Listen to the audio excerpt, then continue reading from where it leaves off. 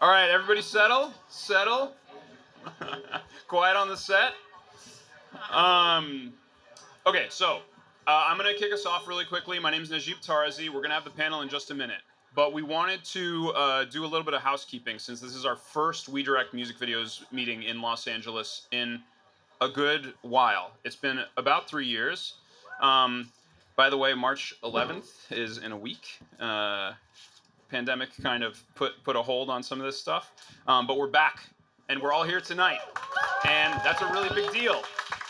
Um, so, I'm a music video director. We're all music video directors. We direct music videos. And you guys might know my work from the We Direct Music Videos treatment database, which I wrote the code for. I hope everybody's visited that website. So yeah, tonight is a big deal. It's our first time back together in a while, and Jason and Emma and Alon, who organized tonight, asked me to give a brief history of our organization, what we do, why we're here, and then we're going to hear from all the panelists. So in 2018, Dan Kwan, who next week is hopefully going to be taking home a bunch of Oscars, tweeted about wanting to change the music video industry. He had obviously been through it, and a bunch of people rallied around him, and We Direct Music Videos was born. And our mission is centered on three things: minimize free work, get respect for directors, and get transparency from labels. Those are our three things. Probably like many of you, I saw what was going on. I went to meetups, and I decided to get involved. I directed low-budget videos, and I'd had a hard time, and it's a tough business. And I joined up. I met a lot of amazing people. Tonight, I hope you all meet a lot of amazing people and get to know each other. That's the whole point of all this. Since 2018, we've taken three big actions. There are the pitching guidelines that we put forward. And what those are about is guidelines for labels and directors to know how to start projects together, how to pitch them, how to think about them, and how to minimize free work, basically, so that we're not all 50 of us writing on a single track and our ideas are going in the garbage or whatever. That's also about respect, obviously. We have a huge element of community. We all meet up, we talk to each other, we have these meetups, we learn from each other, we empower each other. That's a huge thing. And along with that, obviously, goes learning from each other, treatment database, all the resources that are on the website. I hope that you guys use all that stuff all the time. And then the third big thing that landed last year that many of you may not know about is contracts. So we recently implemented all these contracts that we put up on our website that help provide protections for directors.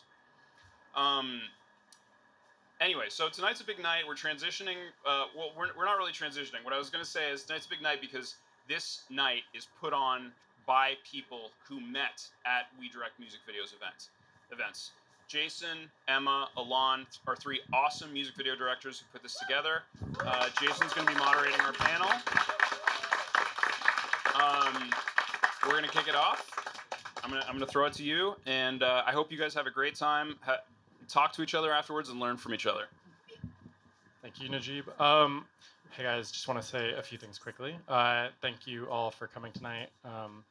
As Najib said, it's been a couple years since we've done anything in Los Angeles, and it's amazing to have a huge turnout like this. I think we have 400 people here. There were over 150 people on the wait list. So there was massive demand for something, and that's great because it lets us continue to do this. And hopefully this is just the first back of many more events that we're going to do in LA. I really believe that nothing is more powerful than putting a bunch of people in a room together to talk. Information, I think, is also one of our most powerful tools as a music video community.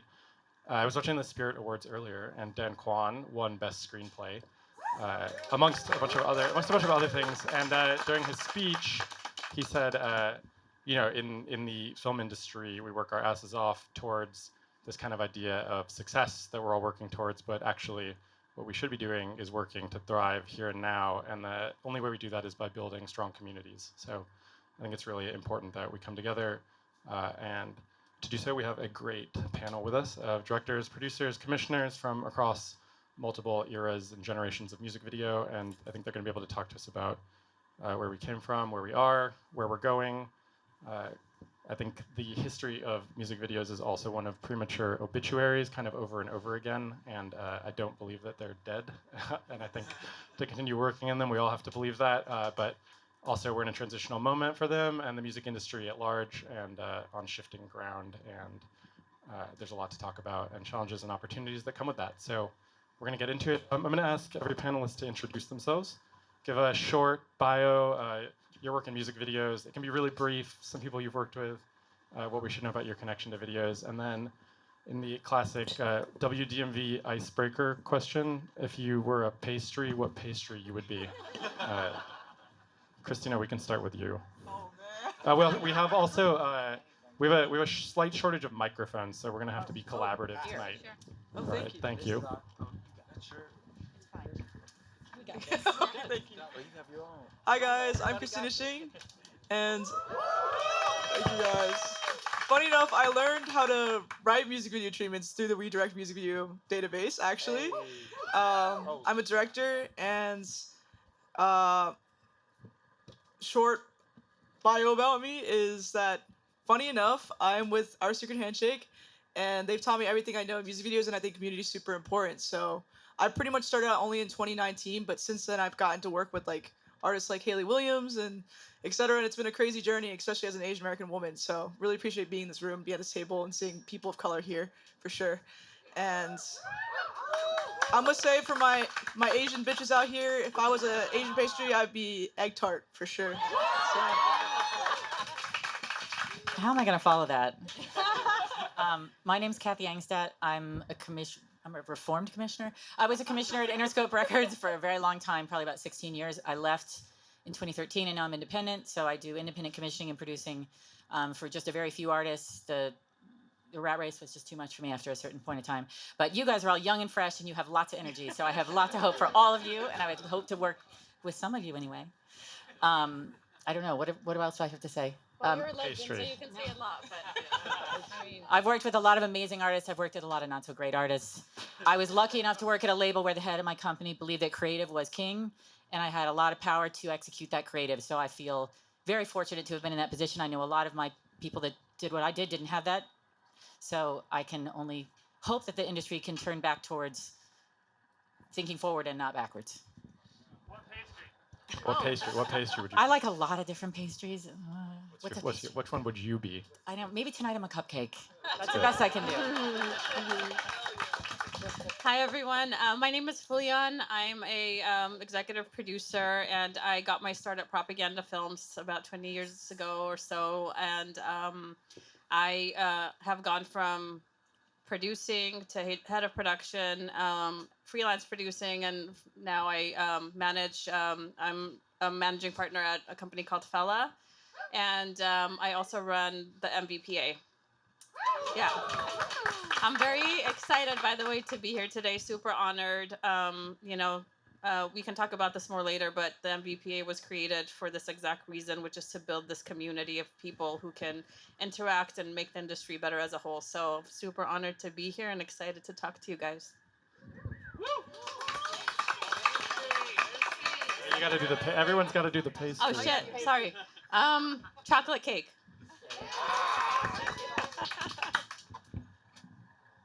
How you guys doing? My name's Arrad. It's so good to be here. So good to see a lot of diversity and just like young faces. So yeah, where to start? I started in music videos several years ago. It's been over a decade now. Got my start with a lot of hip hop and rap. So you've seen some of my work for maybe Lil Wayne or Tyga or Nicki Minaj, and then slowly kind of branched over more to the pop lane recently with like Anita and Missy Elliott and more like modern female artists, which I've been enjoying a lot. But yeah, I just think I'm still optimistic that there's some legs in this industry, and that there's just a new direction that we're going in, and I'm excited to share this panel with you guys. And yeah, thanks for having me. Pastry. Everyone's forgetting the most important. This is tough. This is tough. Man, I'm gonna be basic. Just like a croissant with that chocolate in it. You know what I'm talking about? I'm sorry. It's one of the best. That's what I was gonna be. I'm still gonna be it. Hello, my name's Frank Borin. Ivana Borin was supposed to be with me tonight, but she's feeling a little under the weather, so she wanted me to represent for both of us. But I've been a director for 23 years. Kind of Fuliane, I was at Propaganda Satellite Films back in the day when they had, it seemed like every single director that kind of created the music video industry. My first video was in 1996. It was a $5,000 video, and then kind of built up from there. And then 6 years ago, I started with Ivana, our company, Under Wonder Content, which the purpose was to originally do all of Ivana's low budget videos that she was directing, and then through the years, kind of we just started getting friends and mentoring young filmmakers, and I kind of just having directed for so long, got so much enjoyment out of that because I got my start from learning from like Mark Romanek and being at Satellite Films and like Spike Jones and all those people, and just hanging out on set and them inviting me and teaching me everything. So it kind of full circle. We kind of a year into the company just started bringing on directors whose work we loved and kind of mentored them and kind of created some of the biggest directors that are directing videos these days. So that's kind of our encapsulated story. And pain au chocolat or chocolate croissant. I grew up with, like, as a little baby, remembering that's all I wanted to eat. Cool. Hi, you guys. My name is Malia James. I have an interesting relationship with music videos because I was a musician, a professional musician, and am a filmmaker. So I wanted to be a director when I was really young, but music was always like the fuel in the engine of my life. Like I was obsessed with music from such an early age. So I started working at record labels. I like managed a band when I was 15. I toured with bands as a photographer. Like I gave my fucking life to music and musicians. And I was like, well, I can't be a musician because I'm not good at guitar. So I just like gave up on it. But then I started playing bass at 26, and then like 2 years later was like playing to thousands of people and like hot leapfrogged into being in this band called the Dum Dum Girls. So I sort of like started wanting to be a director. Then I was like, wait, fuck it, I actually want to be a rock star. And then I like did that for 5 years, and then I came back. So I got my start by a band that I was friends with because like I was in their community, and I think that that sort of painted the road of my career. So I sort of come from a rock and roll background, but then I did like Troye Sivan and Halsey to kick off when I returned from tour. But I've worked with like Red Hot Chili Peppers, Interpol, Dev Hynes, Rita Ora. I don't know. Like I finally have returned to rock and roll, and it feels so good. Yeah. So that's my story. Oh, I'm a chocolate croissant too, but my reasoning is that I'm good enough that you'd want to have a little bit of me every day, and you can peel me back layer by layer. And then the best part is right inside the middle.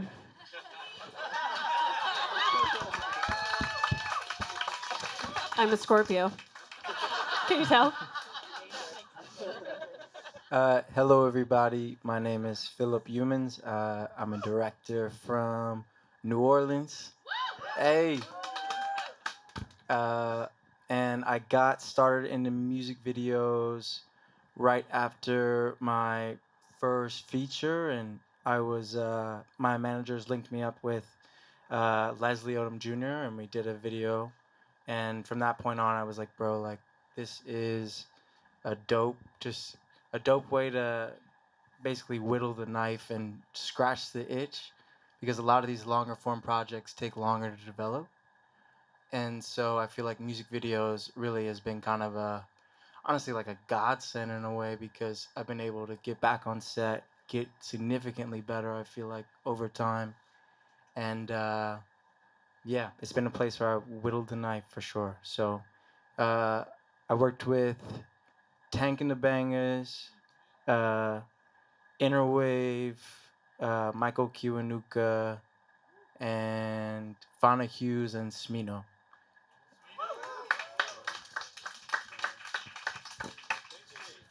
Oh, pastry. Oh, cinnamon roll. Easy. And if you ever had a New Orleans king cake, you know that it's basically a cinnamon roll with icing. So that's the way to go. Cinnamon roll. I'm gonna be a macaroon. just because I like them. What's your pastry? A macaroon, which I love. You give macaroon vibes, Jason. You do. Is that right? I want to start with some questions for Fuliane and Kathy. When you were at Propaganda in 1999, right? So since then, you've been an EP, head of production, creative producer. Can you talk a bit about the transformations you've experienced in the industry since then? Because I think you've probably seen every possible permutation of it and sort of where we were then and where we are now, which I think there are probably great leagues between. Yeah. God, 1999. When you say it like that, feels. But I think I was thinking back because I'm like, what has been the biggest change between like when we started Propaganda and now? And I specifically remember this moment at Propaganda. There was this woman named Diana Vance. She was the head of production. She was like a mom to everyone, amazing mentor, wonderful lady. And I remember her one day coming into the office, and I was the assistant to the CFO at the time, and she had a bat. And I was like, Diana, what are you doing with that bat? Is it like a leftover prop from art department? And she's like, no, I'm going to set. And she was so upset and angry. And I said, why are you going to set? She said, because the unions are going to strike, and I'm going to set because they're not going to come and fuck up my set. And I was like, oh shit, okay. And at the time, there was no music video agreement for Teamsters or IATSE. It didn't exist. And it was, they were trying to unionize. They had been. And they finally stood up and they strike. And, there were conversations of like, oh, well, what's going to happen if there's an agreement? We're all going to go out of business. There's never going to be enough money for anybody. And there was a push to stop it from happening. So at the end of the day, the agreement did happen.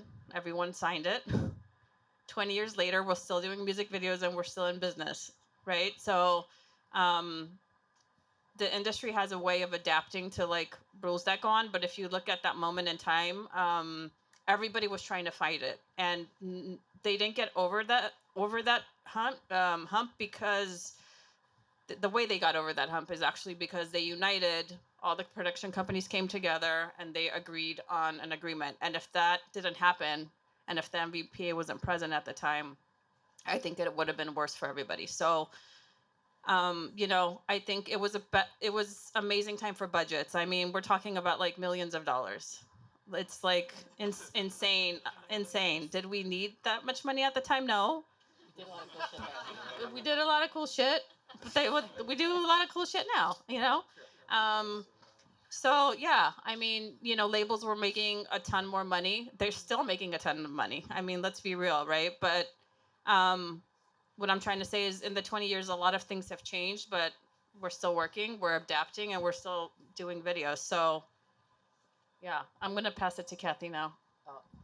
That was your question. Oh. Well, yeah, Kathy, can you talk about starting in Interscope in the 90s and now, and then when you left Interscope, how the video department transformed over that period, what it was like when you began there and what it was like when you left, and I guess also now as a freelance commissioner, what the differences are from working in a label environment. When I started, I was an assistant. I had another job. I had a whole other career doing marketing. I worked at HMV Records. And one day they asked me to make a press kit. And I remember trying to figure that out, hiring a camera crew, sitting in an editing room and making decisions. And I was in there and it's like, this is what I want to do. Up till then, I'd, had a job every 1.5 years and moved on. But when I got to Interscope, I got to a place that was incredibly creative at that time. We had Marilyn Manson, not cool now, but at the time, 9 Inch Nails and Marilyn Manson. We had Tupac, Dr. Dre, and we had Primus. We had an incredibly eclectic and interesting roster. And the head of our company he used to bring me into his office and in front of other people would always say, I always told Kathy how to make music videos. You need to tell the artist story. And that was my mandate from the moment I started there, from an assistant. My first video was Smash Mouth, Walking on the Sun. Hey. A classic. I was terrified because we had to do a car stunt, and I was just like, oh, what's going to happen? Do we have insurance for this? I didn't have no idea what I was doing. Back then, nobody knew what they was doing. They may not still. But I learned a lot from asking questions, and I just love the fact that they put me in charge of all of this, and I asked questions of everybody. I tried to work with my favorite directors, which there were so many amazing directors. I was able to work with Spike Jonze. I was able to work with Michelle Gondry. I was able to work with Hammer and Tongs, Garth Jennings. I mean, incredible, incredible directors. And I would just sit on set and I would sit as close to them as possible and just listen. Yeah, Kathy's one of those. I'm a listener, but I learned a lot and I have so much respect for this craft.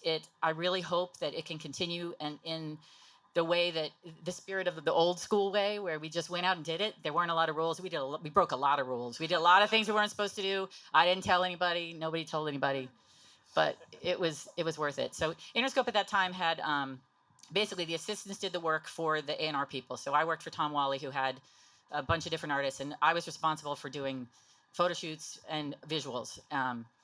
And there was really no oversight. I would say very little oversight. We would go out, and artists didn't know how to make videos then either. That's changed. That's the biggest change. Back then, artists had no idea how to make a video. They didn't really know what they could do, what they should do, and it was really very much of a collaborative process. I think these days artists have, because of all the years and years of videos that have come before, they now have a lot more ideas, and they've been able to do things on their own because of things like the iPhone, because everybody knows how to edit. Back then, no one knew how to do those things. And that's a gift to all of them, to the artists especially, because back then, a lot of artists were misrepresented. They were told to do things that maybe wasn't who they were. And I think the best change that has happened is that now artists are much more involved in the process. They have much more knowledge of how the process works, and they can fight for what they want more so than they could before. Did I miss part of your question? I think I don't want to talk too long because I don't want to. No, it's interesting. As a freelance commissioner, how do you feel that that's different than working? I mean, freelance is amazing. Now? It's easy because I work for. I'm hired by the artist, so I work with the label, but it's more of a need-to-know basis. So I'll work with the artists on what they're doing. The label that hires me trusts me to handle the budget and know that I'm going to turn something in that is good quality. And I do have a lot of freedom. I can't say that that's the same for many other people in my position. I feel very lucky, but that's because of the years that I put in doing that at Interscope. Thank you. On video budgets back then, my original rep had also worked in videos since I think like the 80s, and she told us a story about taking a private jet to the Michael Jackson shoot she was doing in New York. I never got to take a jet. that was the Michael Jackson budget. I got a lot of champagne though. I drank a lot of champagne. I almost got to take a jet one time, but they don't do that anymore. Frank, I'm curious, as somebody that both directs and now EPs and runs a production company, what you see as the relationship between that informing how you produce and also how you direct, the feedback loop between those two things, I guess. What are you doing as a producer because of having worked as a director that you feel like, if you are, caters to the set or to the standards around that? Yeah, I mean, as a director, and now in the last 6 years being very like in depth with how the behind the scenes with the label works and budgets and all of that, we, Ivana and I were able to know exactly, and I've been doing it for 23 years, so at a certain point you kind of know, we go into videos knowing exactly what we can shoot, what the label expects us to shoot, and we're very clear. I mean, it's almost like the commercial industry where it's a lot more organized. We tried to set up like pre-production meetings and production meetings with the label, with the commissioners, with the artists if possible, so that way by the time we get to set, the artist knows exactly what they're doing, the commissioner knows exactly what we're doing, and there's no kind of like, oh, well, I thought we were going to do this, but, now we didn't expect that this is going to be this way. I mean, and I wish we can do that more in our industry. And, with the commissioners that we work with, we're able to do that. And we're able to have a meeting with the artist beforehand. And we kind of force that because when you do that, the shoot is super smooth. A lot of the times I'm sure all of you have been in the situation where you get to set, the artist has no idea what they're doing. Sometimes, which is ridiculous, they haven't read the treatment. I mean, it's like, what the fuck? Like, I mean, one time I did a video, the artist didn't know the song, the lyrics to the song, because they thought they were doing another song. And so the first 4 hours was the artist learning the song again, because it's been like 6 months since that artist recorded it. So I'm trying to like come around to your question. So like as a producer, I try to make sure myself and all our directors go into a shoot like they do in the commercial industry, where everything's been talked about, the artist knows exactly what they're doing, and we try to make it the smoothest shoot as possible. And we've been very lucky to have most of our shoots have no problems whatsoever. What do you guys look for in a project that what makes you want to take a project on? As a director, I mean, the advantage I have as a director, and also having the company, is I can choose only the jobs I want to do. But at the same time, you know, my philosophy is I've been doing this for 23 years. I've directed videos for some of the biggest artists in the world, and the artists I get to do are the ones maybe that I love. But you know, the rest of, you know, like most of the videos that we come in, I mean, I try to figure out a way to give to all our directors, because you know, for me, it's not going to benefit my career as a video director. But if I can attract an artist to come to me, or even Ivana, and we could give it to one of our directors, I get more excitement out of that than myself doing it. So, and I just, you know, I get to cherry pick maybe like the ones that are dear to my heart. Like my all-time favorite band would be 9 Inch Nails. I mean, they don't really do videos anymore, but it's like if that came in, okay, I'm gonna do that. But you know, I kind of just, you know, only do the ones I really love now. Or before, I had to make a living just as a director, so you kind of like, as we've all been there, it's like, well, shit, I gotta pay the bills. I mean, I gotta take this artist that, kind of has bad ideas or a bad song or whatnot. So I have that advantage personally. But then, you know, those videos that aren't, you know, that I don't want to do, that don't have great songs or whatnot, you know, as a director, you know, a young director, it's good to just do videos. Like a lot of young directors have to understand, they just got to get videos under their belt, because you learn so much from them. I mean, half of directing is problem solving and figuring out what to do in certain situations, and you can only do that by experience. So I do try to encourage our directors to, like, you might not like it, but you know, don't put it on your reel. Just get that experience. Malia, can you expand upon what you were talking about in the intro about coming out of music into directing? I think similarly, you know, to running a production company and also directing, there are things that you learn in one position that inform the other position and change the way that you run a set or work with artists. So I'm curious how playing in a band and having made music videos and then coming around to the other side of it worked for you. Yeah, you know, I started out directing. I started out as a photographer, then I directed, then I did the band thing, then I came back to directing. So I think that I just can relate to artists and the feeling that this is their song, you know, and this is a special moment that they put down and into like a thing, a piece of art. And so the way that I described it when I was talking to Paul, I just worked with Interpol last year, and they were a band that, you know, I've been friends with the guitarist for a very long time, but they also were a pivotal band for me, you know, college into adulthood. Hey, be quiet in the back. I'm talking over here. You know, so I took it. I felt the immense responsibility of putting my art on top of their art and what that meant, because I have been a musician, I have been close to it. So I think I take it, I'm much more tender with it. And I think sometimes it makes me a little bit more sensitive when I've had artists be really dismissive with me, where I'm like, bitch, you ain't shit. Like, do you have any idea how hard everyone on this set is working for you? And like, you're gonna treat me just like I'm disposable? That's not chill. So I think, you know, I also have that attitude because I have been the shiny object in the room, where I'm like, no, it's not about being the shiny object. You'd be nice. You'd be nice, and you respect everyone that's here working really hard to give you something. It's gotten me in trouble a couple of times.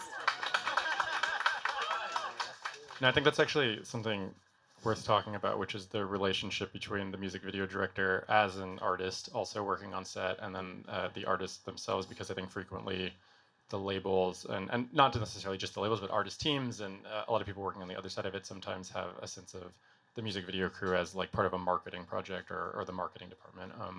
And I think music video directors all think of themselves as independent individual artists who are collaborating with the artist, and in the best cases, the video operates that way, but it isn't always the case. They are. They are artists.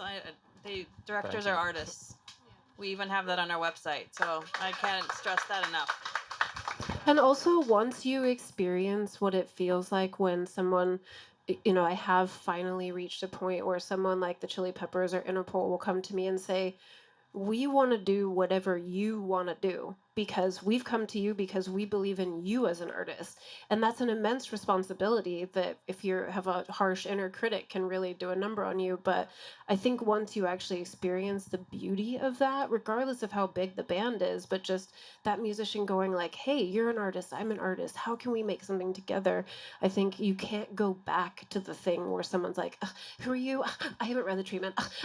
And just so like fussy and dismissive. So I think if you can really try to have as many of those experiences because it is an art form and we are artists and it's really, really hard. So yeah. Yeah, no, I think all the directors that are on stage here have very singular styles as filmmakers as well. And I think that's a good segue into a question that I have about branding and marketing as a director right now, which I think is something that often none of us want to talk about because it sounds kind of bleak sometimes, but it is something that also has become increasingly important. And there's this new role that I sense is emerging recently and which I've been seeing more and more of, and other people seem to be echoing this, which is the sort of 360 creative direction position that is also directing, but then encompasses photo shoots and socials and maybe 3 videos for an album, maybe more, and whether that's a production company taking on the entire campaign or a director that's brought in to sort of oversee the entire project, it seems like that's becoming more and more of a regularity. Christina, are you seeing that? You're nodding. I'm very much nodding with you. Do you want to talk about that a bit? So, funny enough, my story as a director is a little bit unconventional because my career is really made through going viral on the internet. So, yeah, I guess like to start with, the reason I got signed for commercials initially was because one of my films went viral on the internet.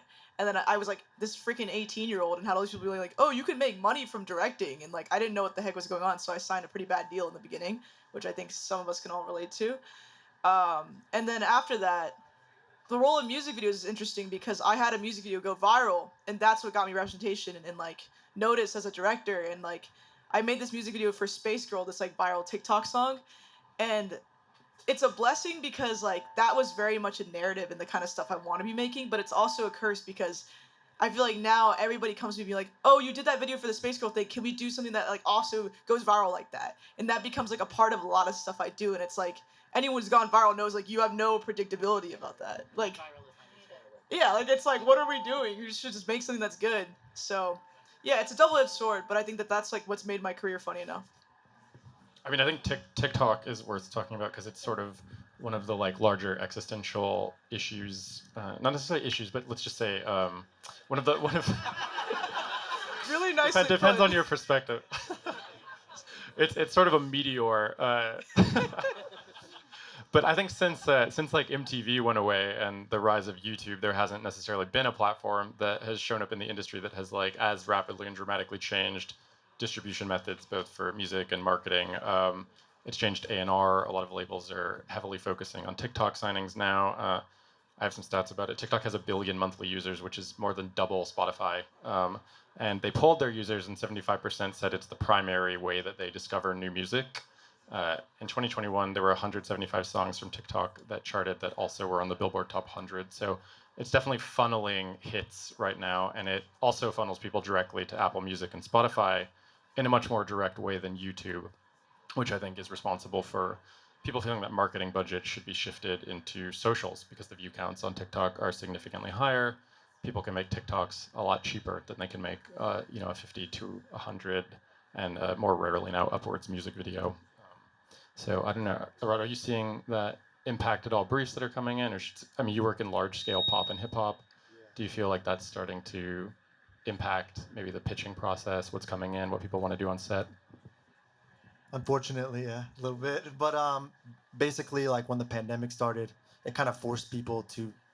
We weren't able to be on set for several months, and obviously, I started getting the first few months, everything was fully shut down, and a few months later, labels started trying to find ways to do videos without actually being on set. So I got quite a few briefs during like the first maybe 6 to 8 months of like hey, we have this artist, they want to do a video, but they want to shoot on their iPhone, and we want you to direct remotely. And it was kind of tough. I did a couple of those. Actually, I did like one.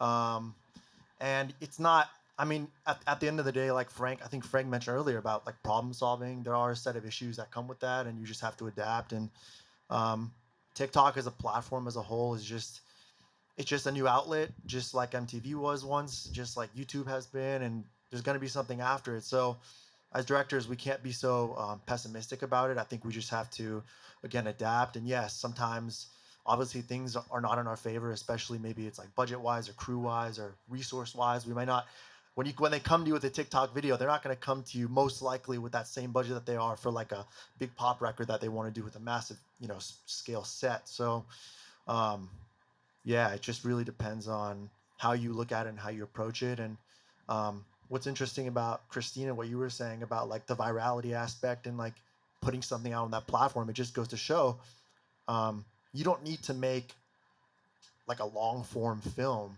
anymore to be seen by people. You know what I mean? Back then, they had to go to festivals, they had to submit, and now it's like if you put a video out, you could blow up the next day as whoever you are, artist, director, whatever. So. I'm glad you said that because I think there used to be also a more direct relationship between film and music videos were seen as sort of like short films in and of themselves are related more to narrative cinema, and now not just because of TikTok but also YouTube and streaming and the way that content has moved largely online, videos are starting to feel part of this sort of larger contentification of everything that is also happening in movies but is definitely happening in music videos. I'm curious, Phillip, having come out of independent cinema and into music videos, what you think that relationship still is between them, and is it still a good training ground for directors for movies? Because next week the Oscars are probably going to be swept by a team of music video filmmakers, and I think that says a lot about the relationship between the two things.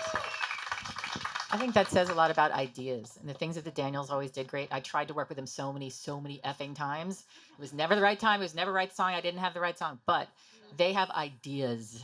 At the basis of all of it, you have to have an idea, and it has to work with the personality of the artist that you're working with. I think I've got to believe that's similar to film, but I'll let you talk. Yeah, I think that's a good point.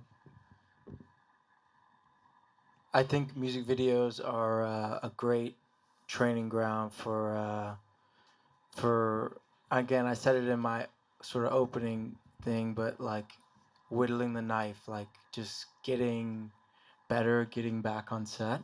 And I think for me, it's really been a saving grace. And like, also, I think the biggest thing about music videos, which I think is a huge inspiration for me in working also in long form, is like, say for example, my collaboration with Smino. Like, Smee and I were hanging for like months and months at a time before we shot anything. And what was the most inspiring thing for me was just seeing how hard this dude worked in every facet of his life. Like he lived, breathed his music.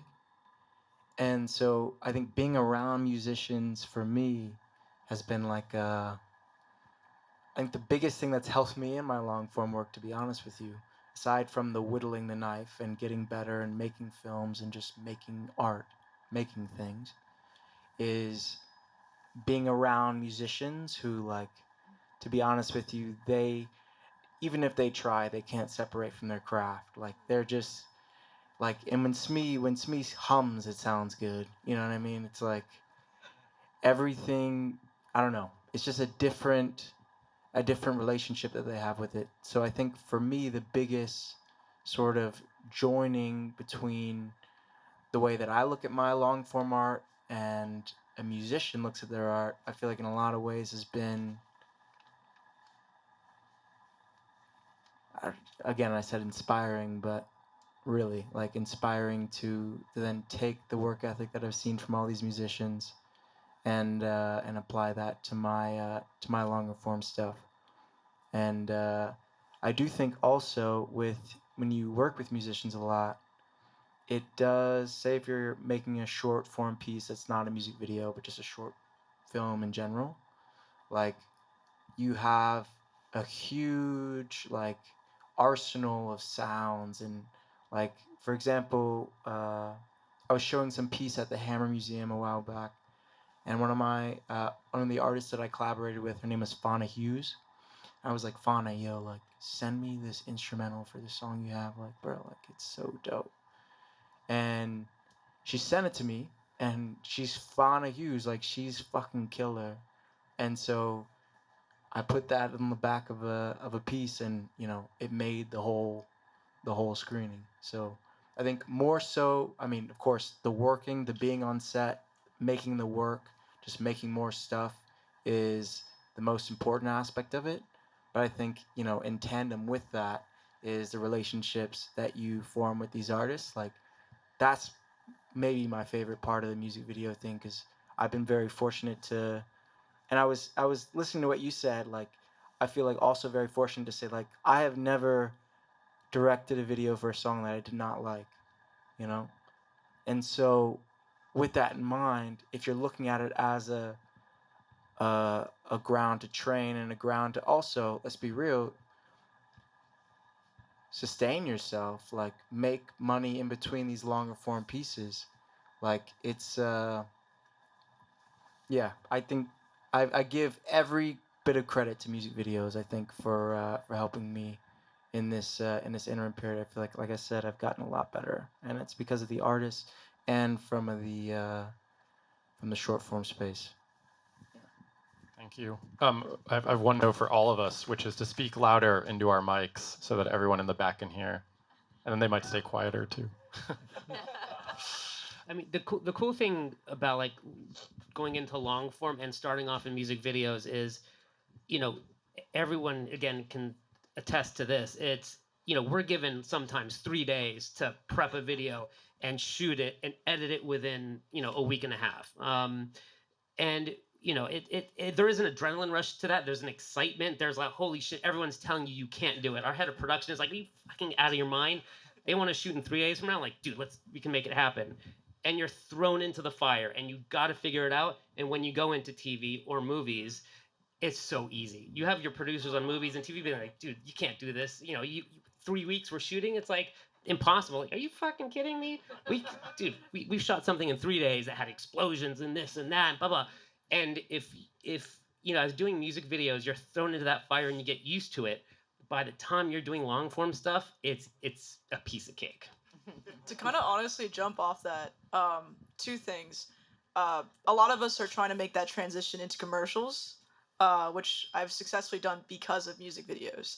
And like, I didn't have a lot on my commercial reel, but because I've had for example, like, I didn't have like a ton of process trailer work for commercials, but because of my music videos, I had a ton. So I was able to get jobs in like commercials from that work. So I think it's important to kind of look at that as like a portfolio too, to like build these experiences to kind of also sell to like clients if you want to go into commercials and all these other industries with bigger money.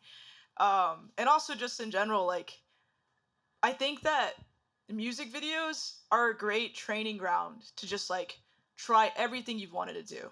So when you get on that narrative set, no one could go up to you and be like, well, you've never done a process trailer, Christina. It's like, no, I've done this 3 times. The first time was horrible, shit show. Second time was better, but it was a smaller process trailer. This time we're gonna get it. Trust me, I know this works. So I really relate to what you're saying.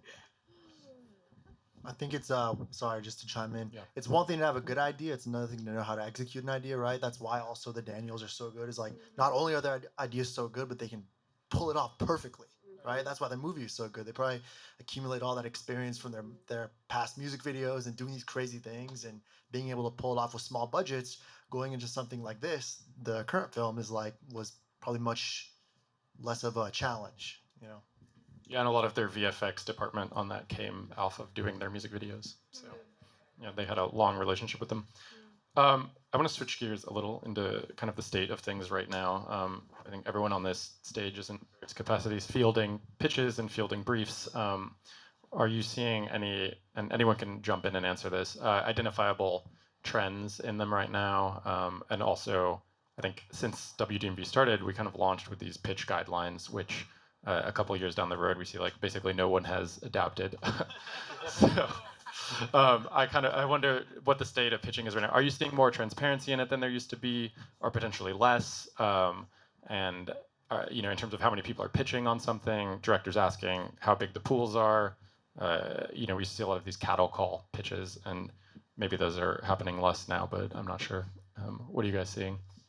A lot of times that's management driven. Just I hate to have more than 3 to 4 people writing on anything. I like to pick the directors carefully, make sure they're interested. But what you don't want is sending things out to directors who then pass. Then you've got nothing after waiting a week. So you do have to cover your ass.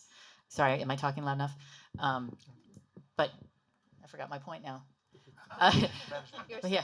I mean, Yeah, management then wants to see more ideas. Even if you may have the best idea, they want to see more, and they want to see more, and it's frustrating.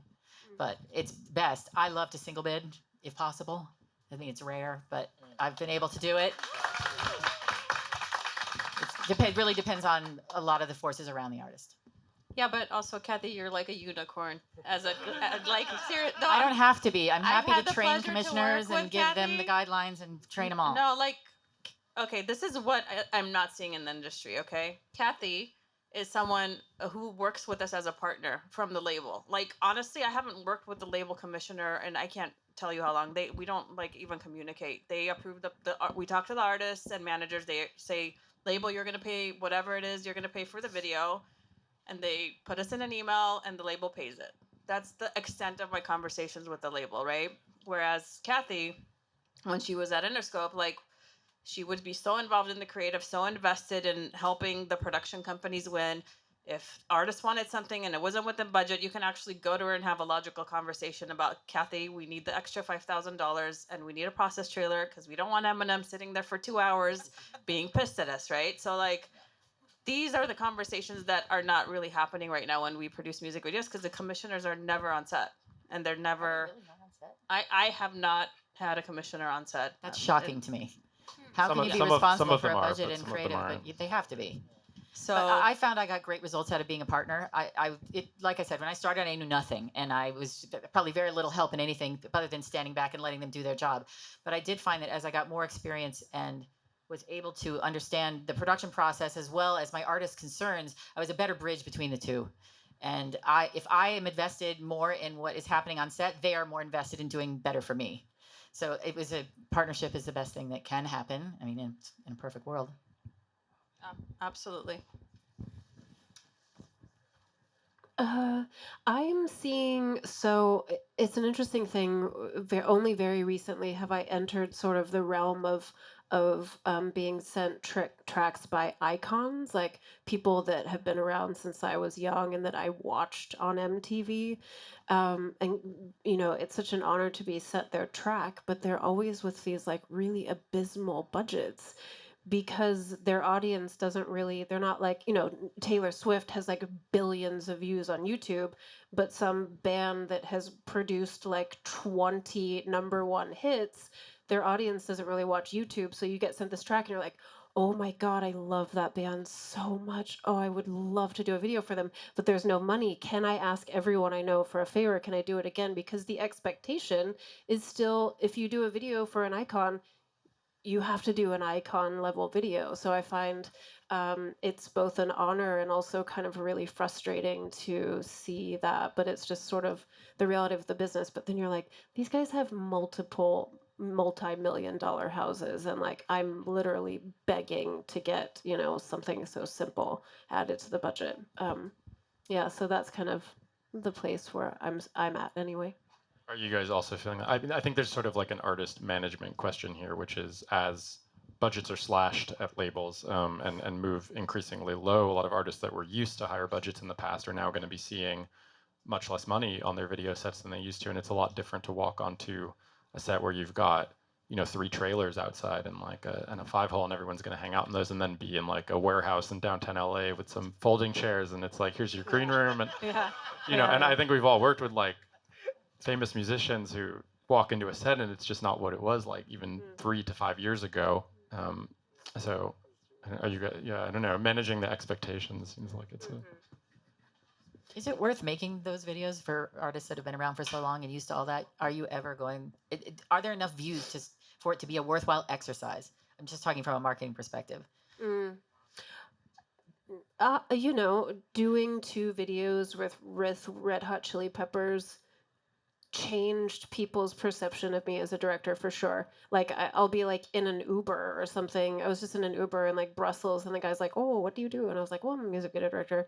Da da da. And he's like, "Who have you worked with?" I was like, "Red Hot Chili Peppers." He's all, "Wow," But like, and that's just your everyday person. But I feel like it's an industry thing as well. The commercials that I've done since then, they've been like, "Oh, I loved that video. It was so good." So it's it is to some degree, but I have been sent other icon tracks since then where I just went, I'm too tired and I'm not ready to ask for that many favors again right now. I've been in meetings where we've been given, we've gone over the whole marketing budget and seen how much there is for video, and I've said, I don't know if it's the right thing. Yeah. So does it do more damage to their image than what other things that you could do with that money? Again, it depends on the artist, but I just think it's a conversation worth having when it seems like there's so much content, it's just throwing up everywhere. It's really hard to stand out, and thinking in a different way than just maybe something a standard music video, maybe an area that new directors and not all directors can come up with other ways of doing it. Yeah. I'm actually doing, like you were talking about, the whole 360 thing. I'm developing an artist right now. I'm doing her creative direction, some of her videos, and we do a lot of like her marketing plans as well behind the scenes. And even though the label, I think even there's like a lot of a disconnect oftentimes between the label and management, because management will be like, oh yeah, don't worry, we have like millions of dollars for this project. A label will come back and be like, where'd you hear this from? Like, that's not true at all, And so me being in the middle, they're like, yeah, write these treatments. You can go big, come with these ideas. I submit this bid and this treatment. Everybody loves it too, right? Management's like, yeah, we're good. 2 months go by. They're like, hey, listen, we only have a third of the budget that you wrote for. And so what's happening is, what we've been kind of like trying to figure out is, instead of quantifying these videos and doing like 10 medium-sized videos, do we just scale it down to maybe like 3 big ones, and then maybe 1 or 2 are more like dance videos or stuff that doesn't require like a massive scale production. And then also the artist herself is like, you know what, I might just have to pay for this out of pocket. And a lot of times when there's certain things and amenities and luxuries that we can't cover anymore because we don't have the money for, oftentimes they'll just have to throw in a little extra money for the motorhomes and for the fancy green rooms and for whatever, And so I'm seeing a lot in the past 2-3 years of artists like investing themselves because the label just can't cover those costs anymore. You know what's so fascinating about this time of making music videos compared to the Spike Jones or the era of MTV is that you would sit and watch MTV and you would sit and watch the entire video, and you would just go, like going to the movies, you're like, I am going to consume this. And now we live in a time where you're on YouTube. Like, I don't watch music videos on YouTube, so it's like it's on Instagram, it's on Snapchat, and so there's this expectation and this demand to make it catchy and make it snappy and make it something that'll go viral, instead of like, oh, let's just make a really beautiful piece that like maybe tries something a little different. Wasn't there like a Sonic Youth video where it was someone just eating bananas? Back in the day, or like Spike Jones had that video where it's like just a guy running on fire, where I feel like there's just an expectation to have like 10 different setups and something, a new shot every 2 seconds, and you have to have something within the first 15 seconds or people will stop watching. So I think it's an interesting era to be making things, because it is about how can you grab people rather than how can you make a short film to lay on top of a track. Yeah, totally. And Phillip and Christina, are people watching music videos? Do you guys, when you're making a music video, is what you're looking at other videos? Are you looking at films? Where are you drawing inspiration from? Is it still music? Because I think a lot of music video directors initially got into videos, and I think a lot of us probably idolized a lot of 90s filmmakers and people like Spike Jonze and Gondry, and I don't know if it's the same anymore. You want to go first? No, you got that, Christina. I'm gonna say it and then you're gonna say it. Okay. Well, I'm a child of the internet, so I grew up on the video staff picks for sure. Like, to be completely honest. So funny enough, like the Daniels, huge inspo for like the reason why I make music videos. Your video for Supercuts, that was a huge inspiration for me, man. So like that was like my more modern inspirations, but I would say like, yeah, definitely like all the people I talk to watch Gondry stuff, watch Jones's stuff, like all the classics too, are still very prevalent because we love movies at the end of the day. Like all of us just want to make movies. That's what we're trying to do. So we got to know the classics of everything, you know? Are you watching other videos or classic ones, or are you looking more to films now? Do you feel like as an inspiration pool? Both. I feel like the biggest inspiration. It's hard to say because I think when I get a track or if I hear a track, like my first thing is literally just I think about the coolest shit I can think about. You know what I mean? Simple as like the coolest shit I can think about, and then think about like how to do it, like you know. And I think the inspiration from outside pieces comes more so when you're getting into like shot selection or getting into how you want something to look or blah blah blah blah blah. But of course, love classic music videos. You know, movies are movies. So you know, but I think the biggest part of that inspiration from outside pieces comes in once the idea has already been kind of solidified. And then when I'm like, all right, if I want this to look like this, I'm gonna go on Shot Deck and see what they have. Okay, not on Shot Deck. Let me go on Google Images. Let me check Instagram. Okay. Down. You know what I'm saying? Like it's the inspiration I think comes from a lot of different places. And Christina said she's a child of the internet. Same here. Like it can come from wherever. And then oftentimes I've started treatments just from seeing some picture somewhere, being like, bro, like that's raw, like, you know. I was just gonna ask both of you. I feel like I've seen a lot of videos and things that are inspired by art, and a lot of that these days. Is that true for you guys? I would say so for sure. I mean, definitely like, I think recently, because of TikTok, actually, a lot of people were super obsessed with Maria Abramovich. That's been like resurfacing a lot on everyone's like pages, and I think like it's kind of bringing to light these like really famous performance art pieces. Where like, I know recently like the one that went viral was that what is that statue thing in the art museum that's like really tired, that's like moving the blood or whatever. You know what I'm talking about? Yeah, It's like yeah, a robot that moves like blood that, around on exactly. Yeah. That became like a meme on TikTok. So I think that like like high key memes are kind of regenerating art influence. Am I making sense? You know what I mean, right? Like, No, I think it's a good. I mean, it's something we don't really. y'all get me, right? Like, do I sound crazy? No, I think you're right. We don't have a ton of time to touch on it, but I think like virality and what the algorithms are also prioritizing is like shifting the way videos look. And you can often see when a trend happens in music videos that's being driven by, you know, what like image databases are prioritizing, stuff like Pinterest, TikTok, and then it's a feedback loop with itself, right? I actually have a question for all of you guys. How often has an artist shown you guys like a random video reference from Instagram Reels or like TikTok, and they're like, "Can we do this?" And it's like, how often has that happened to you guys? All the time. And it's like usually like random trends with the iPhone, right? Like they're attaching their iPhone to a ceiling fan, and they're like, "Can you recreate this shot with the camera?" Yeah, and then the you're director gets involved, and he's like, "I'm not doing that." I want to make Eternal Sunshine of the Spotless Mind. I'm gonna Cannot tell you how many times I've seen that movie in an email.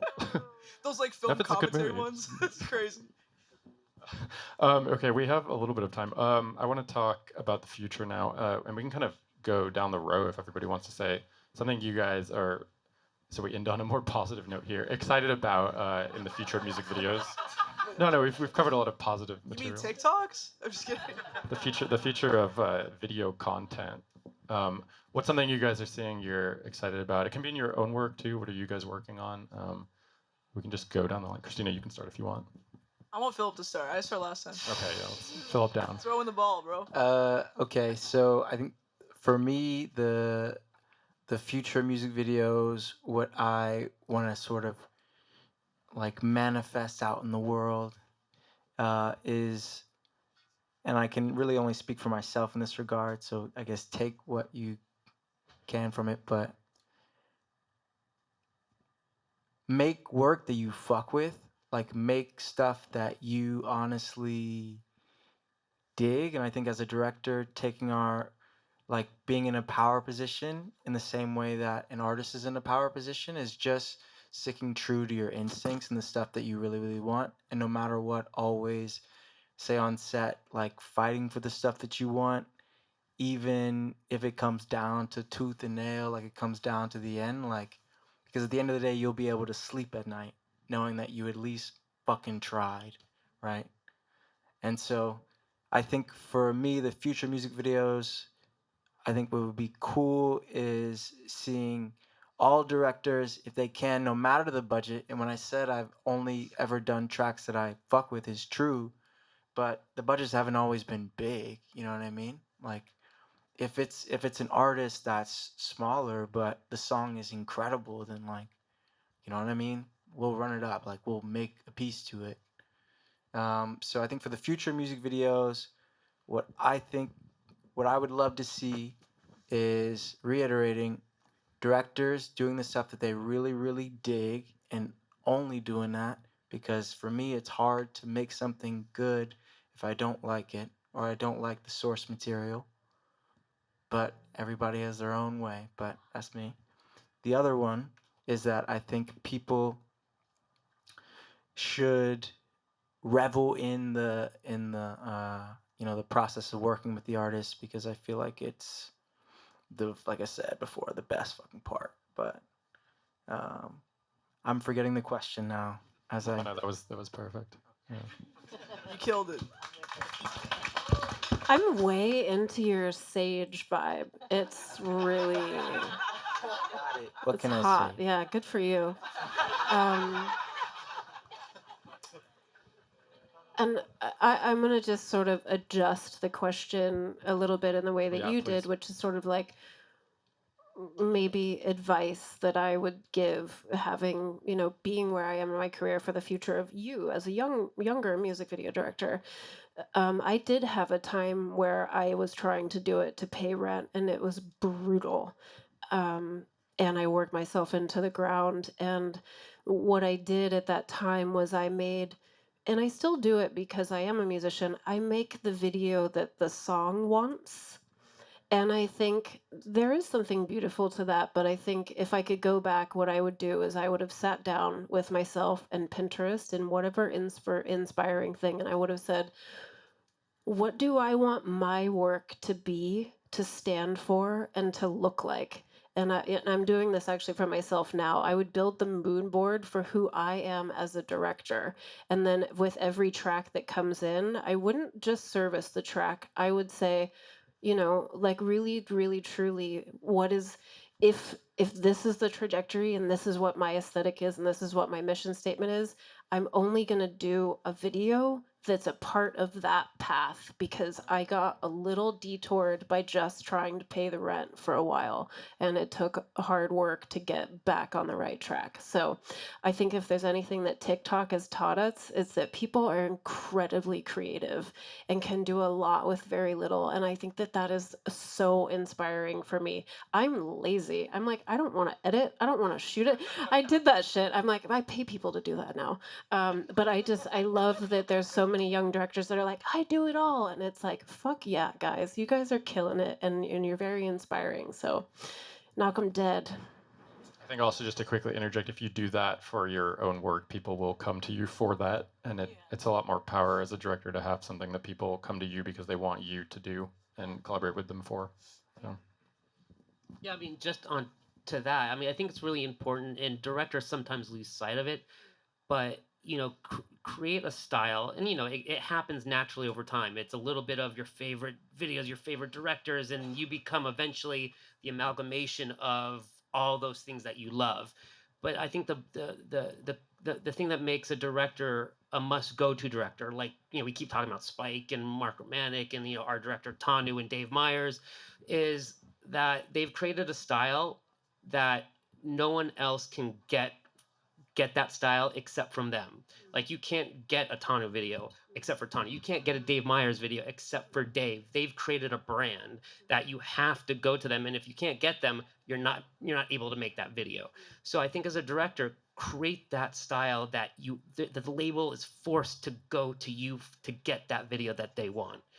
Because then, like Kathy said, you'll get single bit after single bit after single bit, and and if you can do that, it's I mean, that's the hardest thing I think of directing. Um, Well, just bouncing off what you said real quick, because I know it's moving down the line.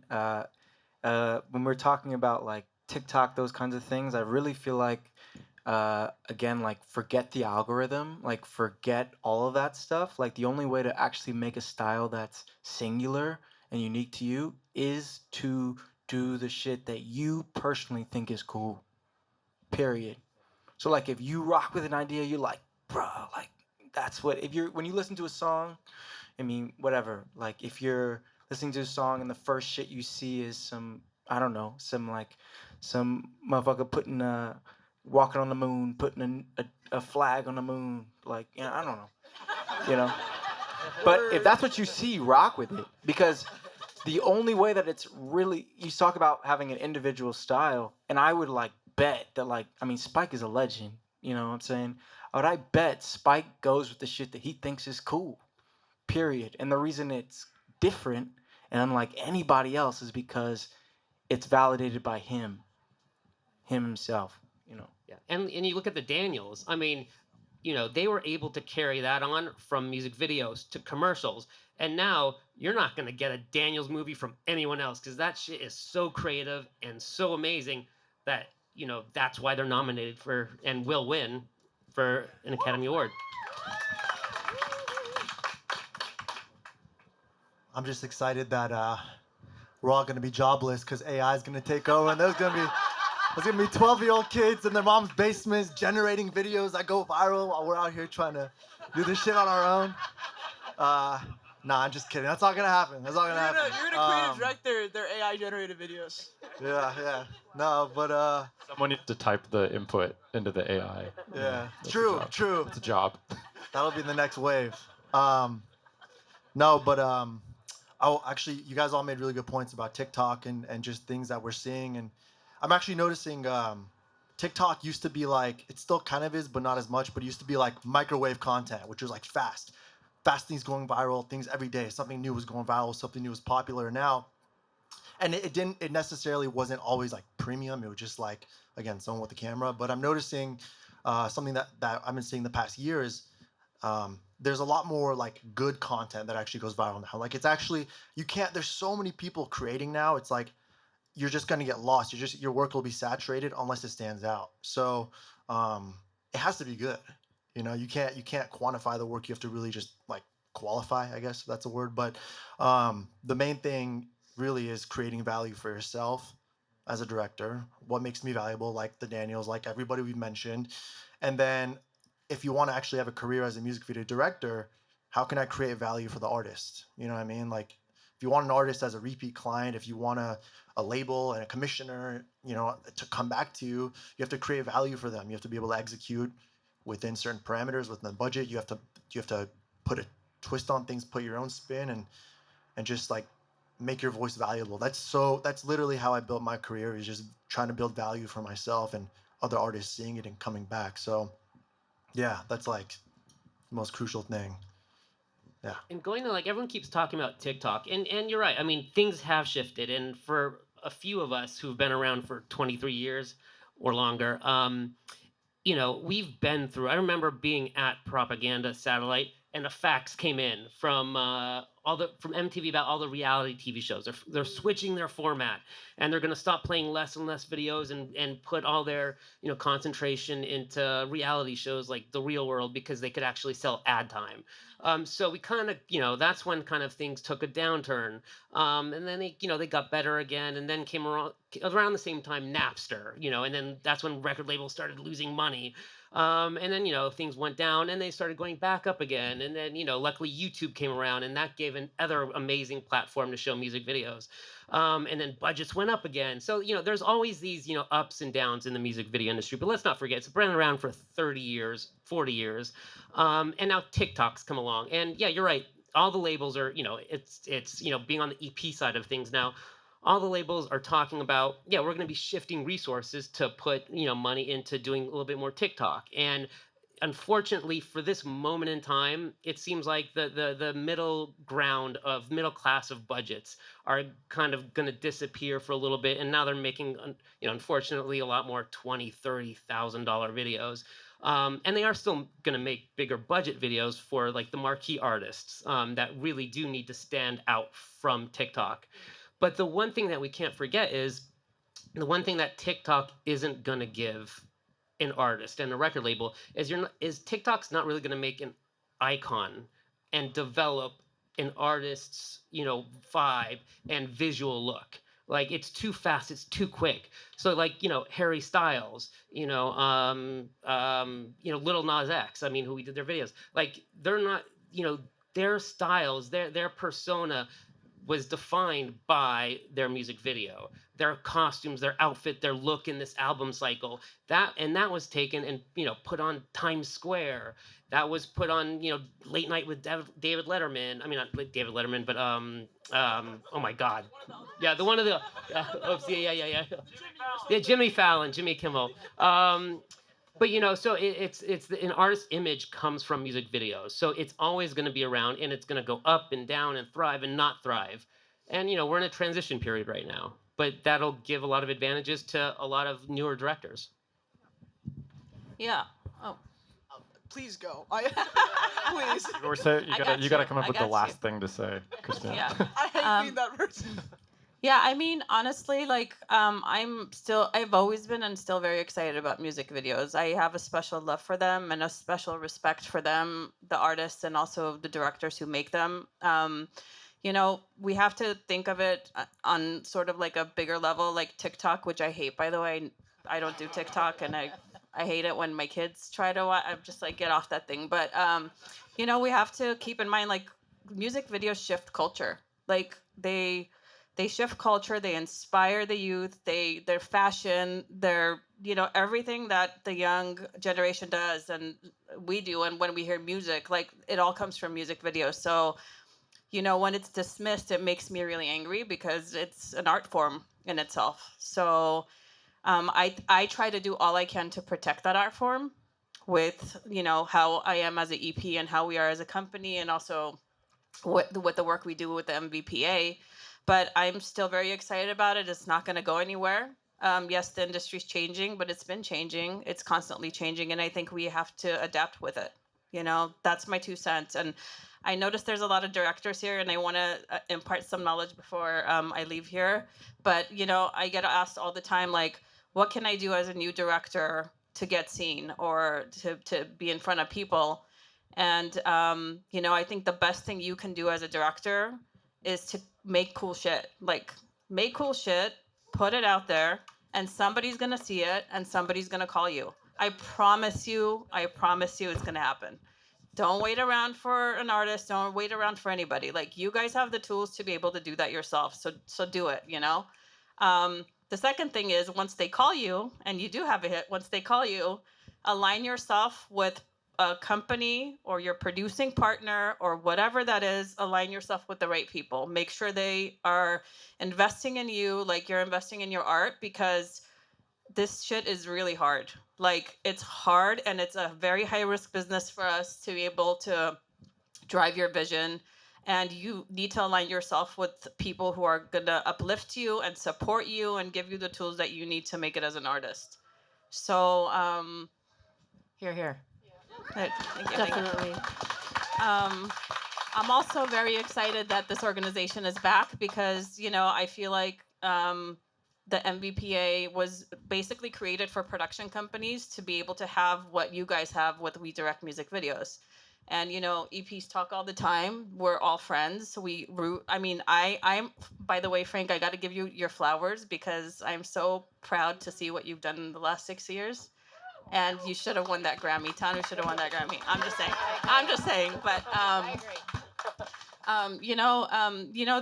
this community needs to stay alive, and we all need each other, and we all need to help each other grow. So I've been convincing Kathy to help me come take on some of the MVPA workload, so we're able to do amazing things like this. And it's great to see this organization because I see a lot of ways we can align to help each other out. So. Okay. I agree. I think community building is the best thing we can do. Help each other, expose each other's work, share ideas. I think what I was going to say to your original point was that music is probably the oldest art form, if not one of the oldest. And it comes from a place in here. It comes from emotion. It comes from connection. It creates connection between people. And the visuals to that music are a huge part of that. And we have to remember that that's at the basis of what we're doing. If you can do that, you can do it all. Awesome. One more thing. Sorry, I totally spaced. If you are deciding whether or not you want to take a project on, right, as a young director, experienced director, or even as an EP, when something comes in and you're just like, fuck, does this make sense? Like, we internally have this rule, and it's the 3 R's: the relationship, the real, or the revenue. Pick 2. If the two of those things are not there, say goodbye. Don't think about it twice. You know? And yeah, I think that's one of the biggest lessons I've learned. So I thought it was important to share. Yeah. Take us home. Oh shit. No You gotta be inspiring. Everyone else. Everyone has said such amazing things, but once again, I'm kind of like a younger director on this panel, sitting amongst literal legends. Like, I've watched all y'all's stuff, and like, seriously, like, incredible stuff. But I think the first thing I'll say, because I don't think anyone's touched on this point, is like, especially being like a young Chinese woman going into an industry that has been paid by mostly white men, I think I was told a lot of my life that I couldn't do it. And I'm sure like a lot of people here can really relate to that. But the thing I found is that every single work you watch that I've made, even if it's starring like people that don't look like me, right? It's about my experience either being queer, about my experiences feeling different because I was Chinese. They're all deeply personal. And I think that's what made my work stand out. The pieces that we're talking about that went viral were about my trauma, dude. So, yeah, AI, try to fake that. How dare you? So all I have to say, basically everything everyone here is saying is fucking gospel, because these are all fucking legends, first of all. And second of all, as like a youngster coming up here, I'm gonna tell all y'all people, like, stay true to yourself, man. Like, cause whoever you are, whether you're some fucking random Asian girl from Alabama who was like, am I bisexual or straight? Like, what's going on? Or if you're some fucking white man from Kansas who grew up watching weird avant-garde films, right? Like, stay true to that, and don't do that thing that every film studio does where they copy Wes Anderson's frame by frame and try to like bridge. Like, that's, come on, we tired of that, yo. Like, that's it. All right, that was perfect. All right, I want to thank all our panelists. This has been great. We're really hoping to start doing this more often, so there's gonna be more to come. Couple quick housekeeping things. Emma also wants to come up. She's gonna say some stuff. Emma Higgins, who co-produced this event with us, has some notes. Also, I have quick notes from Little Secret, which is if you want to tag them, it's littlesecret_LA on Instagram. We are at We Direct Music Videos. Please buy drinks at the bar, and we're going to be staying and partying for a while. So everyone in the front row, maybe in the chairs, can fold their chair up, and we'll do something with them to create party space, because there's a lot of you, and I think it would be great for everybody to get to hang out and talk. There's going to be music, and I'm going to quickly hand it over to Emma and Alon. Thank you for listening, by the way, guys. This is gonna be real quick, y'all. Yes, really quickly, thanks so much everybody for coming out. I just wanted to thank our amazing panel, so give it up for the panel one more time, please. Those are amazing, very inspiring. Also, give it up to Jason for moderating. And then lastly, let's give it up for Devon and Little Secret, who hosted this event, their entire staff. There's a Venmo and a QR code situation at the bar. We'll take donations if you would be willing, and you definitely should. And all the money goes towards paying the staff here, as well as allowing us to host events in the future. All right, and I just wanted to say too, because we direct music videos, this is our first event since COVID. Obviously, a lot has changed. It's been a very different landscape than when Daniel started it. If you want to get involved with it, if you want to volunteer, if you want to see some different iteration of this community building thing, please come up to either Alon, Jason, or I, or Najib here after the event. We're happy to involve more people. And then the last thing I want to do in the Daniel spirit is an exercise here. You notice we're all wearing name tags. I met most of you at the door. What I'd like to do now is just a bit of a community building event where I would like everyone to turn to someone that they haven't met before and ask them what pastry they would be. And if you could just do that, that'll be our final closing thing. We hope that everyone will drink, have a great time tonight. We got a DJ set after. Please bear with us. We're a little bit of a DIY crowded event here, so there'll be a bit of lineups, but we're going to make it work. Thank you so much, everyone. Woo! Thank you, everybody.